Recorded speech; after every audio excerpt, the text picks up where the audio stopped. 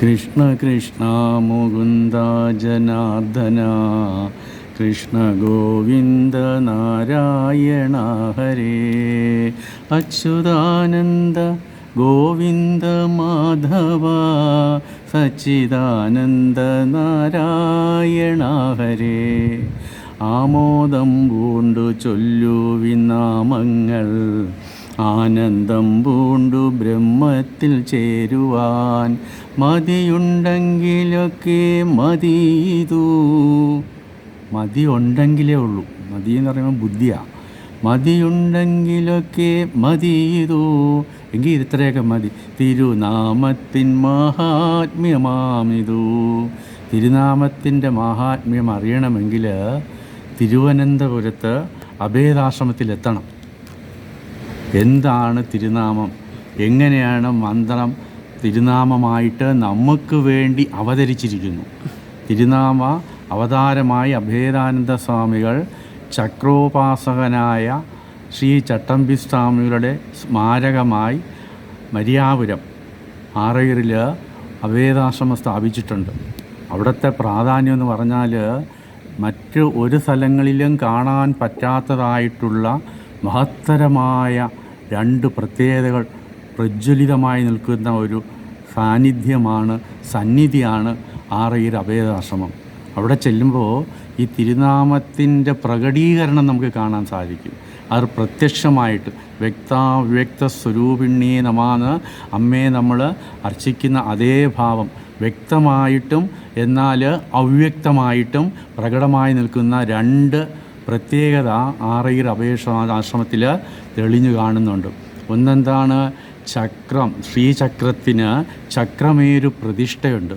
അത് വേറെ അന്യത്ര ദുർലഭമല്ല, വേറൊരുത്തും കാണാൻ സാധിക്കാത്ത രീതിയിലുള്ള ചക്രമേരു പ്രതിഷ്ഠയാണ് ആറയൂർ ആശ്രമത്തിൽ നമുക്ക് വേണ്ടി പ്രകാശിച്ചുകൊണ്ടിരിക്കുന്നത്. അവിടുത്തെ അഭിഷേകവും പൂജയും വളരെയധികം പ്രാധാന്യമുള്ളതാണ്. അത് നമുക്ക് കാണുമ്പോഴാണ് ശ്രീചക്രരാജ സിംഹാസനീശ്വരി ശ്രീലളിതാംബികയേ, അതിൻ്റെ ശരിയായിട്ടുള്ള ഭാവം ആ ചക്രമേരുവിൻ്റെ അഭിഷേകവും പൂജയും കാണുമ്പോൾ നമുക്ക് മനസ്സിലാകും. ശൃംഗാരൂഢയായിട്ട് ദേവി പുഞ്ചിരിയോടുകൂടി നിൽക്കുന്ന ഒരു ഭാവം അവിടെ പലർക്കും ദർശനം കിട്ടിയിട്ടുണ്ടെന്നും പറയുന്നു. അത് നമുക്കറിയാൻ പറ്റില്ല. പുണ്യമുള്ള കണ്ണുകൾക്ക് അതൊക്കെ കാണാൻ പറ്റൂ. അപ്പോൾ അങ്ങനെയുള്ള മഹത്തരമായ ഒരു ശ്രീചക്ര പൂജ ആറയൂർ ആശ്രമത്തിൽ നടക്കുന്നുണ്ട്. അതുപോലെയുള്ള പൂജകളും അതുപോലെയുള്ള സന്നിധികളും അതുപോലെയുള്ള ക്ഷേത്രങ്ങളിലും മഹാത്മാക്കളുടെ സവിധത്തിലും ചെല്ലുവാനാണ് ഈ കലിയുഗത്തിൽ നമുക്ക് കരുണാമയനായ ഭഗവാൻ ഇങ്ങനെ ഒരു ജന്മം തന്നിരിക്കുന്നത്. അപ്പോൾ ആ ജന്മം നമ്മൾ പൂർണ്ണമാക്കുക. അതുപോലെ തന്നെ ചക്രമേരുവിൻ്റെ അതേ അമ്മ നിൽക്കുന്ന അതേ പുഞ്ചിരിയോട് നിൽക്കുന്ന അമ്മയുടെ അതേ ഭാവത്തിന് അഭിമുഖമായിട്ട് എങ്ങനെയാണോ തിരുവനന്തപുരം അഭേദാശ്രമത്തിൽ രാധാദേവിയും ബാലകൃഷ്ണൻ, കൊച്ചു കൃഷ്ണനാണ്, എടുത്ത് ചാടാനായിട്ട് നിൽക്കുകയാണ് രാധാദേവിയുടെ അടുത്തേക്ക് പോകാനായിട്ട്. അങ്ങനെ നിൽക്കുന്ന ആ കൊച്ചു കൃഷ്ണനെ എങ്ങനെ അങ്ങോട്ടും ഇങ്ങോട്ടും നോക്കി നിൽക്കുന്നുവോ അതുപോലെ ശ്രീചക്രമേരുവിന് നേരെ അഭിമുഖമായിട്ട് അഖണ്ഡനാമവേദിയും പ്രകാശിക്കുന്നു എന്ന് പറയാൻ കാരണം അവിടെ ചെന്ന് അകത്ത് കയറി ജപിച്ചാലേ അതിൻ്റെ ഒരു രഹസ്യം അറിയാൻ പറ്റൂ. അഖിലാണ്ടേശ്വരിയായി എല്ലായിടത്തും ജ്യോതി സ്വരൂപമായി സ്വയം ജ്യോതി ബ്രഹ്മജ്യോതി മഹേശ്വരി പരം വ്യാപി സർവവ്യാപി ചരാചരി. എവിടെ നോക്കിയാലും ആ അനന്തന് 1000 ശിരസ്സെന്ന് പറയും പോലെ ആയിരം ദീപമായിട്ട് നമ്മുടെ മുമ്പേ ദീപജ്വാലയായിട്ട് പ്രകാശമായിട്ട് അമ്മ അനുഗ്രഹിക്കുന്ന ആ അഖണ്ഡനാമവേദിയിലെ ജ്യോതിസ് കാണണമെങ്കിൽ മഹാപുണ്യം വേണം. ആ പുണ്യം മാത്രമല്ല, ഗുരുനാഥൻ്റെ പൂർണ്ണമായ അനുഗ്രഹവും പിതൃക്കളുടെ അനുഗ്രഹവും വാത്സല്യവും ഉണ്ടെങ്കിൽ മാത്രമേ നമുക്കതിനൊരു സൗഭാഗ്യം കിട്ടുകയുള്ളൂ.